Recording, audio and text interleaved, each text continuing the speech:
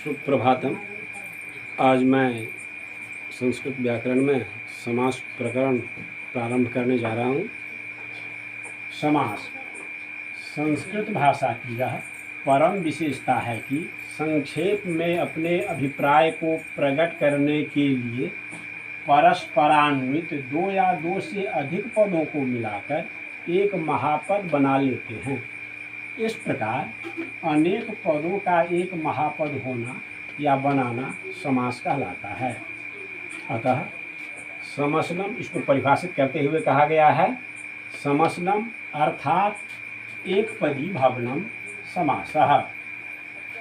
समास में दो या दो से अधिक पद जब अपने विभक्त चिन्हों को छोड़कर मिल जाते हैं तो उन्हें समास कहते हैं। यही बात यहाँ कही गई है।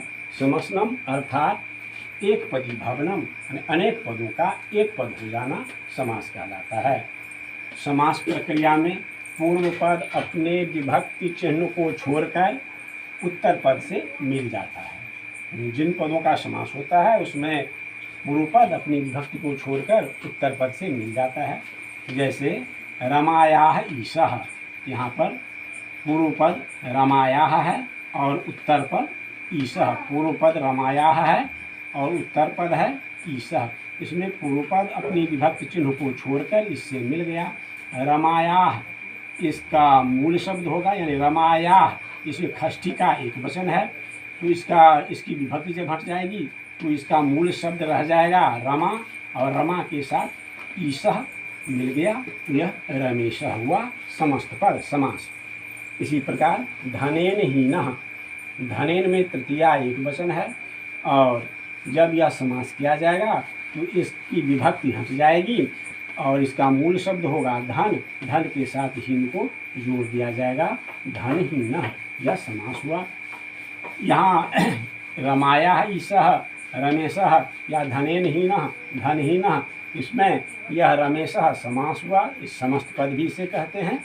धनहीनः समास हुआ और फिर रमायाः ईशः, यह जो है यह विग्रह कहलाता है। विग्रह समस्त पद को पुनः विभक्ति युक्त कर, समस्त पद को पुनः विभक्ति युक्त कर अलग अलग बताना विग्रह कहलाता है।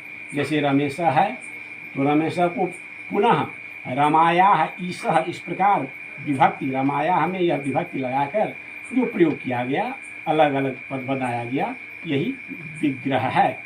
रमायाः ईशः यह विग्रह हुआ और रमेशः यह समास समस्त पद हुआ। समास के मुख्य चार भेद हैं: अव्ययी भाव, तत्पुरुष, द्वंद्व और बहुव्रीहि। अब अव्ययी भाव किसे कहते हैं? अव्ययी भाव को परिभाषित करते हुए कहा गया है, पूर्व पदार्थ प्रधानः अव्ययी भावः, जिसमें पूर्व पद का अर्थ प्रधान हो उसे अव्ययी भाव समास कहते हैं। समास में पूर्व पद और उत्तर पद होते हैं, यहाँ ही बताया गया है। पहले जो पद है उसे पूर्व पद कहते हैं और बाद में जो है उसे उत्तर पद कहा जाता है। तो जिसमें पूर्व पद की प्रधानता होती है, पूर्व पद का अर्थ प्रधान होता है, उसे अव्ययी भाव समास कहते हैं। इसका पूर्व पद कोई उपसर्ग या अव्यय होता है, यानी अव्ययी भाव समास में पूर्व पद कोई उपसर्ग या अव्यय होता है तथा इससे बना समस्त पद भी अव्यय हो जाता है। और जब समास बनाया जाता है इसका, तो इससे जो समस्त पद बना वह भी अव्यय हो जाता है। यहाँ समस्त पद नपुंसक लिंग का रूप धारण करता है। अव्ययी भाव समास में जो समस्त पद होता है वह नपुंसक लिंग का रूप धारण करता है, जिसमें दीर्घांत पद ह्रस्वांत हो जाता है, यानी दीर्घ इकार या दीर्घ उकार से अंत होने वाला पद होगा वह ह्रस्व इकार या ह्रस्व उकार में परिवर्तित हो जाएगा। अब यह अव्ययी भाव समास निम्नलिखित कई उपसर्गों या अव्ययों के साथ होता है। इसमें पहला है एक उप। उप या समीप के अर्थ में उप के साथ अव्ययी भाव समास होता है। समीप नज़दीक, इसके अर्थ में उप के साथ अव्ययी भाव समास होता है। इसके विग्रह में षष्ठी विभक्ति होती है। जब इसका विग्रह किया जाता है तो इसमें षष्ठी विभक्ति लगती है। जैसे रथस्य समीपम, रथ के समीप, नज़दीक। तो नज़दीक के अर्थ में यहाँ बताया कि उप के साथ अव्ययी भाव समास होता है। तो यह रथस्य समीपम, रथ के समीप, यहाँ समीपम के स्थान पर उप होगा। और जब समास किया जाता है तो इसकी विभक्ति हट जाती है। तो रथस्य का मूल शब्द रथ है। तो रथ के साथ अब यह अव्ययी भाव समास में उप जो जोड़ा जाता है यह पहले चला आता है। यही उपसर्ग और अव्यय जो होता है वह पहले चला आता है। तो यह समीप के अर्थ में जो यह उप हुआ, यह उप पहले आ गया। और रथस्य का मूल शब्द रथ है। तो रथ हो गया उपरथ, और यह नपुंसक लिंग का रूप धारण करता है। तो रथ यह अकारांत शब्द है। तो अकारांत शब्द फल के समान रूप धारण करेगा। जैसे फलम फले फलान होता है, उसी प्रकार यह एक वचन में ही होगा। और यह नपुंसक लिंग, अकारांत नपुंसक लिंग का रूप जो धारण करेगा तो हो जाएगा उपरथम, रथस्य समीपम उपरथम। ऐसे ही गंगायाः समीपम, गंगा के समीप, गंगा के नजदीक। तो फिर समीप, उप के अर्थ, समीप के अर्थ में उप के साथ समास होता है। तो यहाँ हो जाएगा उप। और यह गंगायाः का मूल शब्द है गंगा। अब यह गंगा दीर्घांत है, यानी आ दीर्घ स्वर से युक्त है। तो पहले बताया गया है नियम में कि दीर्घांत पद ह्रस्वांत हो जाता है। यानी गंगा जो है वह, गंगा में आ जो दीर्घ है वह ह्रस्व हो जाएगा और हो जाएगा तो हो जाएगा गंग। और यह अकारांत है तो नपुंसक लिंग का जो रूप धारण करता है इसमें फलम के समान रूप हो जाएगा। तो हो जाएगा उपगंगम, गंगायाः समीपम उपगंगम। दूसरा अनु पश्चात, पश्चात यानी पीछे के अर्थ में अनु के साथ अव्ययी भाव समास होता है। पश्चात अर्थात पीछे के अर्थ में अनु के साथ अव्ययी भाव समास होता है। इसके विग्रह में षष्ठी विभक्ति होती है। जब विग्रह किया जाता है तो इसमें षष्ठी विभक्ति का प्रयोग होता है। यथा लतायाः पश्चात, यानी लता के पीछे। तो पश्चात के अर्थ में अनु के साथ अव्ययी भाव समास होता है। तो पश्चात के स्थान पर हो जाएगा अनु। और लतायाः का मूल शब्द है, लतायाः में षष्ठी विभक्ति है। तो विभक्ति हट जाने पर समास होता है, विभक्ति हटाकर समास होता है। तो यहाँ लतायाः का मूल शब्द लता है। तो लता तो अनु, और ये लता आकारांत है। यह दीर्घांत है, यह आकारांत है तो दीर्घ है इसमें आ। यह ह्रस्वांत हो जाता है, अर्थात यह अनुलत। और नपुंसक लिंग, अकारांत नपुंसक लिंग में म लग जाता है फलम, वैसे ही तो हो जाएगा अनुलतम, लतायाः पश्चात अनुलतम। ऐसे ही गृहस्य पश्चात, पश्चात के लिए यहाँ अनु का प्रयोग होता है। पश्चात के अर्थ में अनु के साथ होता है। तो ये पश्चात के स्थान पर हुआ अनु। और यह गृहस्य का मूल शब्द गृह, तो गृह हुआ, यह अकारांत है तो नपुंसक लिंग का रूप धारण करता है। तो उसमें फलम के समान गृहम हुआ, गृहस्य पश्चात अनुगृहम।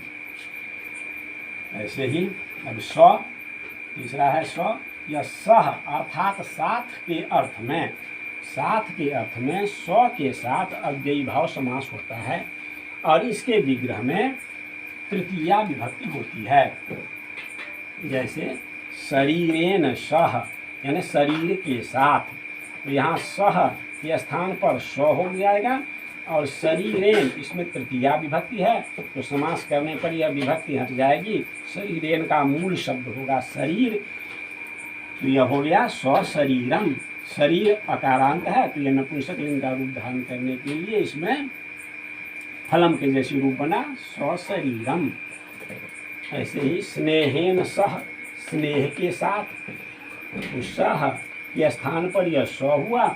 और स्नेहेन का मूल शब्द स्नेह अकारांत है तो यह हो गया स्नेहेन सह सस्नेहम।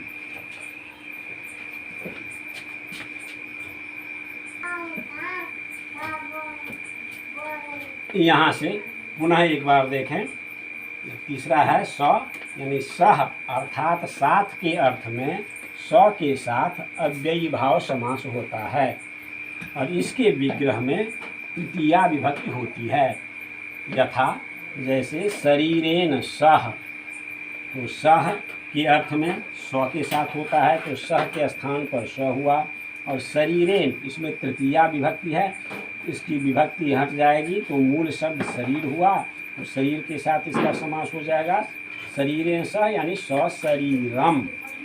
ऐसे ही स्नेहेन सह, स्नेह के साथ, तो सह के अर्थ में स के साथ अव्ययी भाव समास होता है, और स्नेहेन का मूल शब्द होगा स्नेह, इसमें तृतीया विभक्ति है तो विभक्ति हटाने पर मूल शब्द इसका स्नेह होगा, तो यह सस्नेह अकारांत है स्नेह, तो इसका नपुंसक लिंग के रूप धारण करने के लिए फल के अनुसार स्नेहम हो जाएगा, स्नेहेन सह सस्नेहम।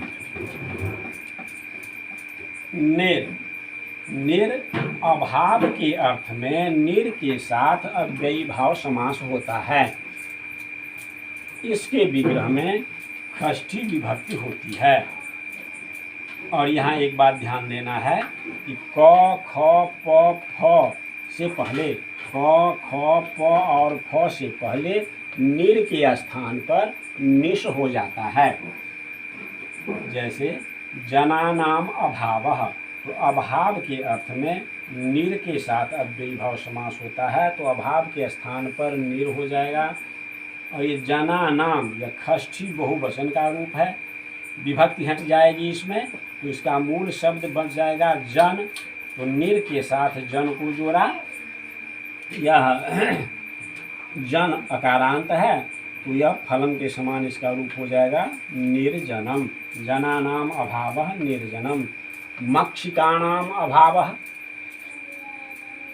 फिर यहाँ अभाव के अर्थ में निर के साथ अव्ययी भाव समास होगा तो अभाव के स्थान पर निर हुआ, और मक्षिका नाम इसका मूल शब्द मक्षिका है, मक्षिका के साथ निर के साथ वह मक्षिका शब्द जुड़ गया, और यह मक्षिका आकारांत शब्द है यानी दीर्घांत है, यह आ दीर्घ स्वर है, तो यह दीर्घांत जो शब्द रहता है अव्ययी भाव समास करने पर वह ह्रस्वांत हो जाता है, यानी वह दीर्घ का ह्रस्व हो जाता है, तो मक्षिका में जो आ है वह ह्रस्व होकर मक्षिक हो जाएगा और यह अकारांत शब्द हो गया। अब यह नपुंसक लिंग का रूप धारण करने के लिए फल के समान हो जाएगा मक्षिकम। मक्षिका नाम अभावः निर्मक्षिकम।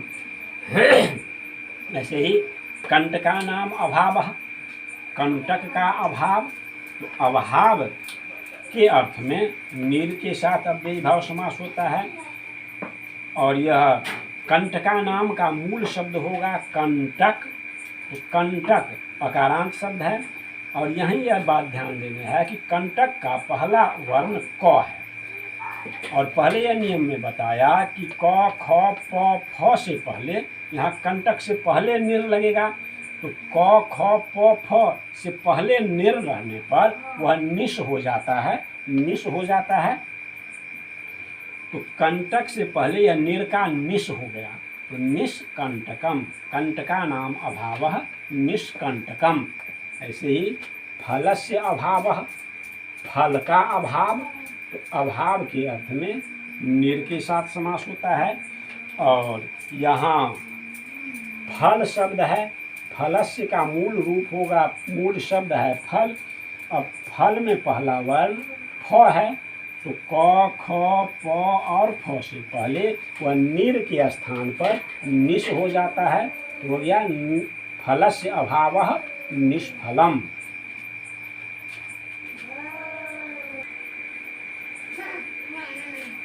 चौथा है प्रति। विप्सा, विप्सा अर्थात शब्द दोहराने के अर्थ में प्रति के साथ अव्ययी भाव समास होता है। जहाँ शब्द दोहराया जाता है, शब्द का दो बार प्रयोग किया जाता है, उस अर्थ में प्रति के साथ अव्ययी भाव समास होता है, और इसमें द्वितीया या सप्तमी कोई विभक्ति रह सकती है, द्वितीया या सप्तमी विभक्ति का प्रयोग होता है। यथा दिनम दिनम इति, या दिने दिने इति द्वितीया लगाएंगे तो दिनम दिनम इति, या सप्तमी लगाएंगे तो दिने दिने इति। तो यह शब्द दोहराया गया है तो इसमें प्रति के साथ अव्ययी भाव समास होता है, तो यह प्रति हुआ। और दिन अकारांत शब्द है, इसकी दिनम या दिने इसका मूल शब्द हुआ दिन, तो दिन दिया गया। और यह अकारांत है तो नपुंसक लिंग वचन का जो रूप अकारांत का आता है फलम, उसी प्रकार हुआ प्रतिदिनम, दिनम दिनम इति प्रतिदिनम, दिने दिने इति प्रतिदिनम। इसी प्रकार इसका विग्रह भी दोनों तरीके से किया जाएगा, दिनम दिनम इति या दिने दिने इति। ऐसे ही गृहम गृहम इति या गृहे गृहे इति। यहाँ पर ये विप्सा, इसके अर्थ में प्रति के साथ अव्ययी भाव समास हुआ। और यहाँ यह गृह मूल शब्द होगा, गृहम या गृहे का मूल शब्द गृह है, तो गृह अकारांत है, तो अकारांत में यह फल के समान नपुंसक लिंग का रूप लगेगा। तो गृहे गृहे इति या गृहम गृहम इति प्रतिगृहम। छठा है यथा, यानी यथा अनतिक्रम्य के अर्थ में। अनतिक्रम्य कहते हैं उल्लंघन नहीं कर, यानी किसी सीमा का उल्लंघन नहीं करना, किसी मर्यादा का उल्लंघन नहीं करना, यही होता है। तो अनतिक्रम्य उल्लंघन नहीं कर के अर्थ में, अनतिक्रम्य उल्लंघन नहीं कर के अर्थ में यथा के साथ अव्ययी भाव समास होता है।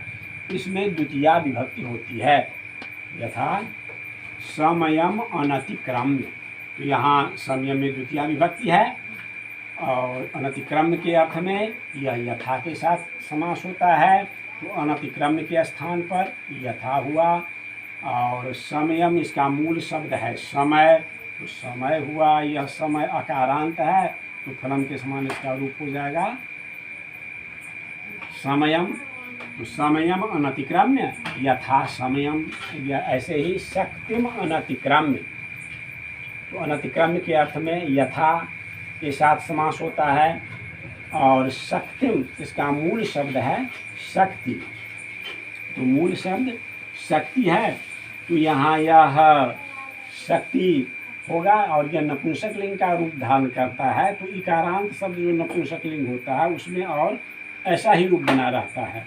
तो शक्तिम अनतिक्रम्य यथाशक्ति, जो भी इकारांत और उकारांत शब्द रहेगा वह उसी प्रकार रहेगा। हाँ, जब दीर्घ इकारांत रहता है तो वह पुनः ह्रस्व इकारांत या दीर्घ उकारांत रहता है तो ह्रस्व उकारांत हो जाता है।